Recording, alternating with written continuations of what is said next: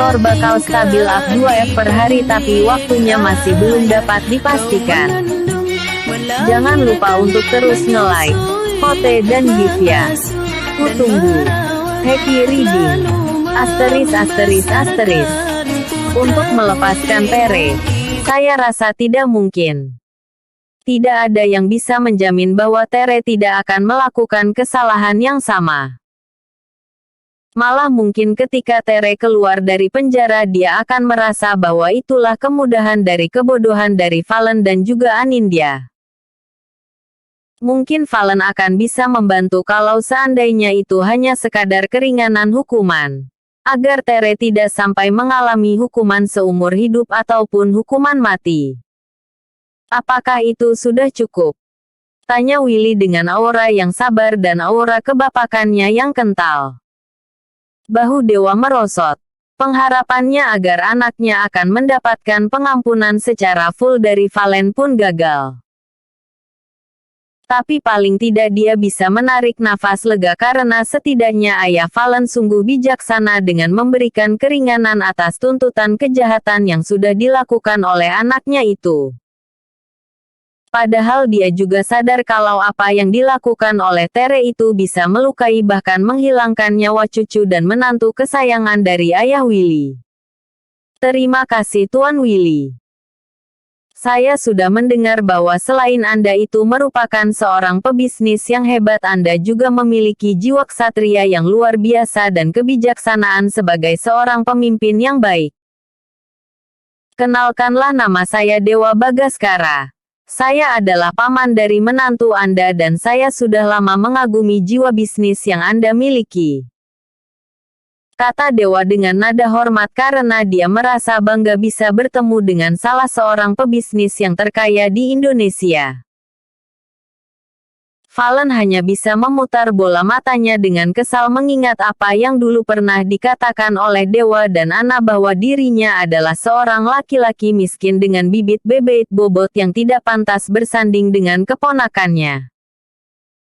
Sekarang begitu mereka tahu bahwa ayahnya adalah orang terkaya se-Indonesia, kata-katanya berubah. Begitulah manusia. Mereka hanya memandang dari harta jabatan dan tahta. Mereka tidak pernah memandang ke segi manusianya. Maafkan juga kalau dulu saya dan istri selalu menghina dan melecehkan anak tunggal dari Tuan Willy. Saya minta maaf terkhusus untuk Valen yang dahulu sering saya serta dengan kata-kata yang menghujat bahkan menghina melecehkan. Sekarang saya sadar inilah karma yang saya petik dari kelakuan saya yang buruk di masa lampau. Mudah-mudahan Valen bisa menerima permintaan maaf dari saya dan istri. Kata Dewa dengan nada penuh penyesalan. Ana pun hanya bisa menghapus air mata yang keluar dari sudut matanya. Seandainya dia bisa memutar waktu dia ingin sekali tidak melakukan hal-hal yang jahat seperti itu. Benar kata suaminya, ini adalah karma yang harus mereka tuai karena mereka sudah melakukan hal-hal yang buruk di masa lalu. Saya rasa permintaan maaf yang tulus dari kalian sudah diterima oleh anak saya. Saya hanya bisa berharap ini adalah pelajaran yang sangat berharga untuk kalian juga untuk Tere anak kalian. Mudah-mudahan jaksa penuntut umum bisa melihat perubahan dan penyesalan dari anak kalian sehingga ada keringanan hukuman untuk Tere. Kata ayah Willy dengan bijaksana. Ayah Willy mengerti apa yang saat ini dirasakan oleh Valen dan dia juga tidak bisa banyak berharap kepada Valen yang kemudian tiba ramah dengan Om dan Tante Anin yang sering menyakiti dirinya. Kenyataan Valen adalah pewaris tunggal dari Weston Group menamparkan keras harga diri mereka. Bahkan Dewa dan Ana sampai harus bersujud di kaki Valen agar bisa mendapatkan pengampunan dari orang yang sering mereka lecehkan. Valen hanya mengangguk kaku saat ayahnya menatapnya sendu. Akhirnya setelah berbasa-basi dan bercakap dengan Tuan Willy, Dewa dan istrinya pun berpamitan untuk menjenguk Tere di penjara. Valen sedari tadi hanya diam dan menatap Paman dan Bibi Anin dengan datar. Jangan menyimpan banyak dendam di hati kamu. Ingat sebentar lagi kamu akan memiliki anak. Kata ayah Willy sambil menepuk-nepuk bahu anaknya itu. Sebelum akhirnya ayah Billy juga keluar dari ruangan tempat mereka bicara tadi. Melihat sudah tidak ada lagi yang penting dan perlu dibicarakan, maka Valen hendak kembali ke kamar ruang rawat inap istrinya. Sesampainya Valen di ruang rawat inap istrinya, dia melihat bahwa istrinya sedang tidur. Valen tidak mendapati siapa-siapa di dalam ruang rawat inap istrinya itu, padahal tadinya dia berpikir bahwa ayahnya akan menjenguk Anindya. Kemungkinan ayahnya harus kembali ke kantor lebih dahulu karena memang tidak ada yang mengurus kantor. Sebab dirinya sendiri masih sibuk mengurus istrinya yang ada di rumah sakit. Untung saja dokter tadi sudah memberikan info bahwa besok siang Anindya sudah dapat pulang dari rumah sakit. Valen lalu mendekati tempat tidur istrinya itu dan menatap wajah istrinya yang terlihat tambah cantik dan pipinya sedikit cubi. Dia mengelus kening istrinya itu dengan sayang, dan kemudian mengecupnya dengan lembut.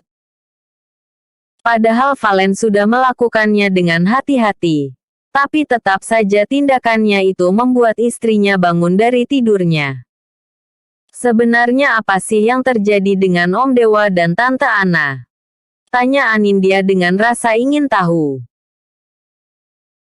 Valen menjadi bingung apakah dia harus berkata jujur atau lebih baik diam saja.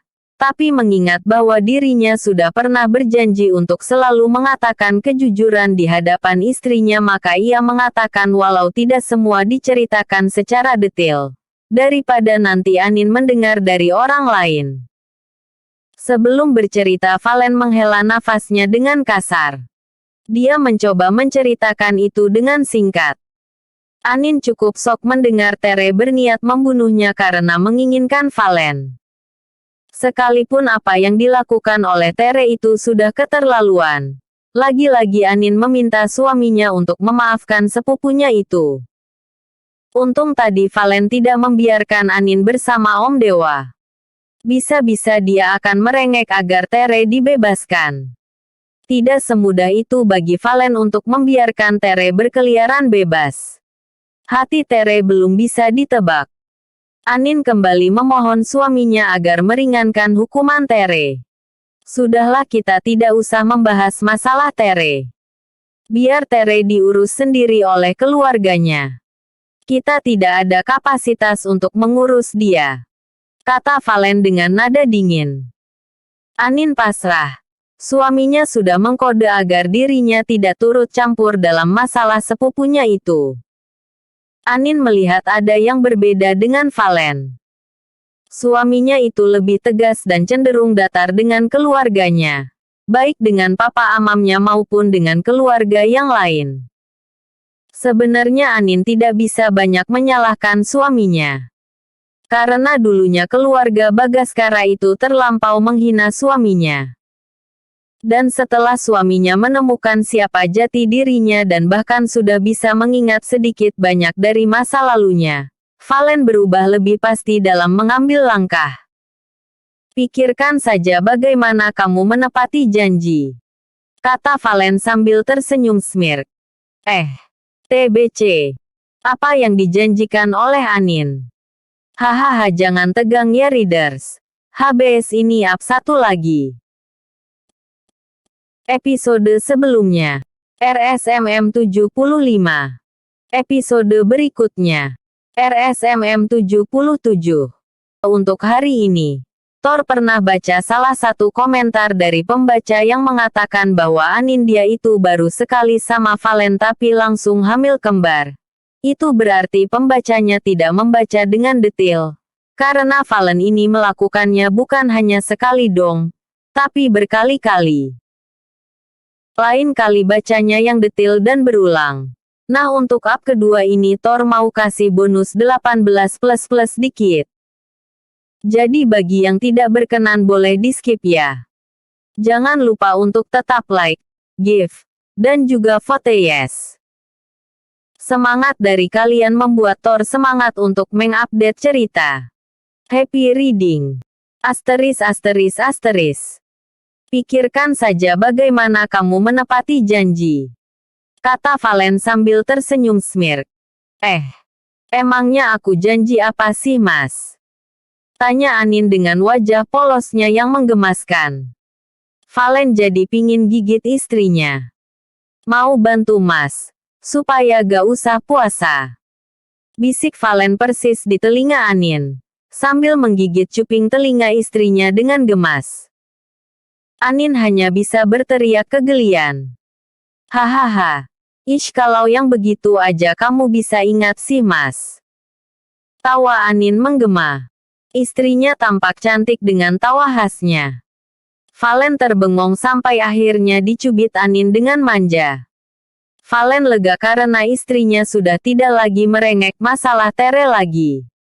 Selain bosan, Valen juga tidak mau sampai tergoyahkan. Pupi Ais istrinya akan buat dirinya goyah. Apalagi sampai Anin dia melakukan pertukaran-pertukaran yang menguntungkan buat Valen. Tapi Valen tetap tidak mau itu terjadi karena dia ingin supaya sepupu dari istrinya itu jera akan perilakunya yang jahat di masa lalu. Biarlah si Tere itu benar-benar membayar tingkah lakunya yang jahat itu di penjara. Sayang. Aku mengingat akan janji kamu itu karena janji itu adalah hutang. Jadi ini rasanya saat yang tepat bagi Mas untuk menagih hutang. Soalnya singanya udah lama berpuasa. Masa nggak ada waktu untuk buka puasa? Kata Valen dengan vulgar. Sampai istrinya itu memukul lengannya dengan kesal. Padahal Anin bersorak dalam hati. Semenjak kehamilannya, dia sering memikirkan yang iya-iya. Apakah itu emnak pengaruh dari hormon kehamilannya? Kehamilannya terus yang disalahin padahal dasar Anin sekarang sudah mesum. Ya udah kalau gitu, ayo kita ke kamar mandi. Ajak Anin dengan wajah sumringah. Sedangkan wajah Valen malah bengong kayak sapi ompong. Emang lokasinya harus di kamar mandi ya? Tanya Valen heran. Dia sedikit curiga dengan apa yang diminta oleh istrinya apalagi istrinya mengatakannya dengan senyum-senyum di wajahnya. Semakin mencurigakan. Jujur Valen takut kalau istrinya hanya menggodanya. Mau buka puasa ga? Tanya Anin sambil manyun.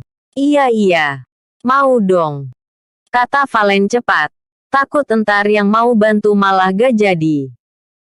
Yuk, kita ke kamar mandi. Seru Anin yang sudah bersiap turun dari tempat tidur. Tapi Valen tidak mengizinkan Anin dia turun dari tempat tidurnya sendiri. Lalu Valen dengan sigap menggendong tubuh istrinya dan membawanya ke kamar mandi sesuai rekes. Sesampainya di kamar mandi, istrinya meminta untuk didudukkan di atas kloset.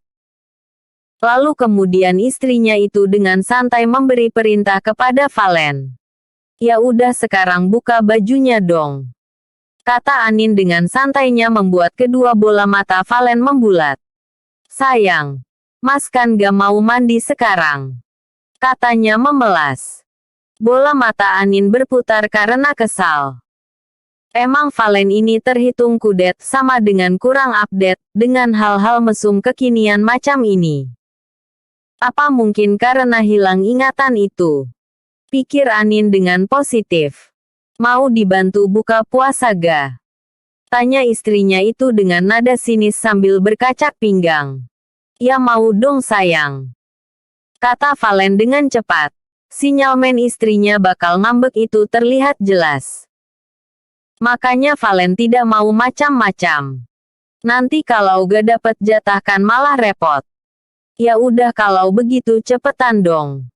Buka bajunya. Sergah Anin yang mulai kesal melihat suaminya yang lemot. Semuanya. Baju doang apa sama celana sekalian? Tanya Valen meminta perintah secara detail. Anin hanya menatap suaminya dengan wajah datar. Ngeselin kan? Semua. Jangan ada sisa. Perintah Anin dengan tegas. Sambil melihat suaminya yang mulai melucuti bajunya satu persatu dengan perlahan karena dia masih ragu.